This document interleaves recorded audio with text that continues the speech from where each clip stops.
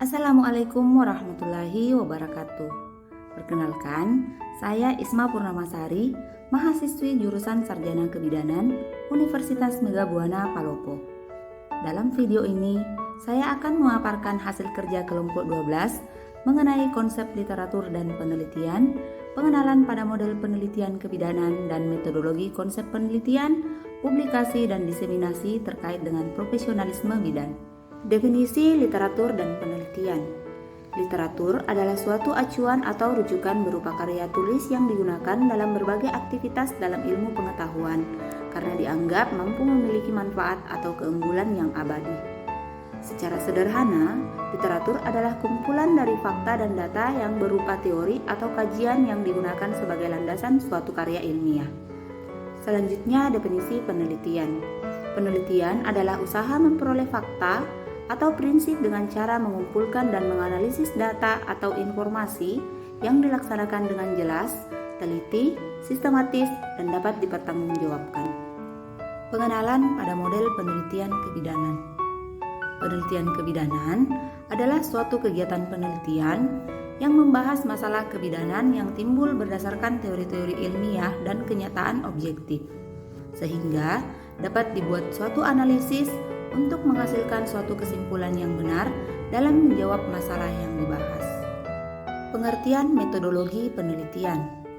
Metodologi berasal dari kata metode dan logos, di mana metode artinya cara yang tepat untuk melakukan sesuatu dan logos artinya ilmu atau pengetahuan. Jadi, metodologi adalah cara melakukan sesuatu dengan menggunakan pikiran secara seksama untuk mencapai suatu tujuan. Sedangkan penelitian adalah suatu kegiatan untuk mencari, mencatat, merumuskan, dan menganalisis sampai menyusun laporan. Metodologi konsep penelitian. Metodologi konsep penelitian adalah suatu cara ilmiah untuk mendapatkan data dengan tujuan dan kegunaan tertentu. Ada 5 sifat karakteristik metode ilmiah. Yang pertama, kritis dan analisis. Artinya, suatu metode yang menunjukkan adanya proses yang tepat dan benar untuk mengidentifikasi masalah. 2. Bersifat logika. Artinya, suatu metode yang digunakan dapat memberikan argumentasi ilmiah. Kesimpulan yang dibuat secara rasional didasarkan pada bukti-bukti yang tersedia. 3. Objektif. Artinya, metode dapat menghasilkan penyelidikan yang dapat dicontohkan oleh ilmuwan lain dalam studi dan kondisi yang sama. 4. Konseptual dan teoritis. Metode yang mengarahkan bahwa proses penelitian yang dijalankan harus memiliki pengembangan konsep dan struktur teori yang jelas agar hasil dapat dipertanggungjawabkan secara ilmiah. 5. Empiris. Artinya, metode yang dipakai didasarkan pada kenyataan atau fakta di lapangan.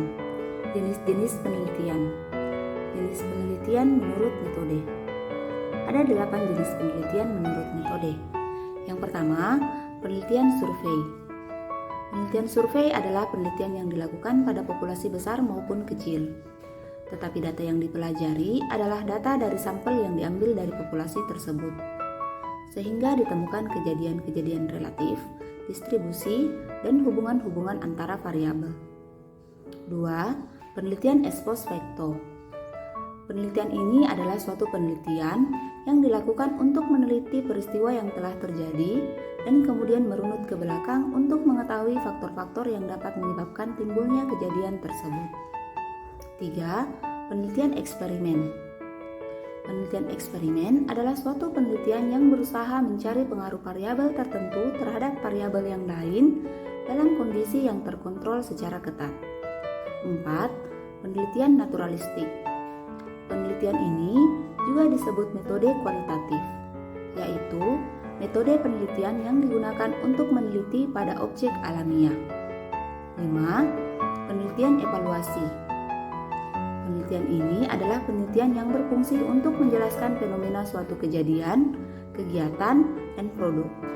6. Policy research atau penelitian kebijaksanaan. Penelitian ini adalah suatu proses penelitian yang dilakukan pada atau analisis terhadap masalah-masalah sosial yang mendasar. sehingga temuannya dapat direkomendasikan kepada pembuat keputusan untuk bertindak dalam menyelesaikan masalah. 7. Penelitian sejarah. Penelitian ini adalah penelitian yang berkenaan dengan analisis yang logis terhadap kejadian-kejadian yang berlangsung di masa lalu. 8. Action research. Penelitian ini adalah penelitian yang bertujuan untuk mengembangkan metode kerja yang paling efisien, sehingga biaya produksi dapat ditekan dan produktivitas lembaga dapat meningkat. Selanjutnya, jenis penelitian menurut tujuan. Ada 2 jenis penelitian menurut tujuan, yakni penelitian murni dan penelitian terapan. Penelitian murni merupakan penelitian yang dilakukan atau diarahkan sekadar untuk memahami masalah organisasi secara mendalam, dan hasil penelitian tersebut untuk mengembangkan ilmu administrasi atau manajemen. Sedangkan penelitian terapan merupakan penelitian yang diarahkan untuk mendapatkan informasi yang dapat digunakan untuk memecahkan masalah. Selanjutnya, jenis-jenis penelitian. Jenis penelitian menurut tingkat eksplanasinya. Jenis penelitian ini dibedakan menjadi 3. Yang pertama, penelitian deskriptif.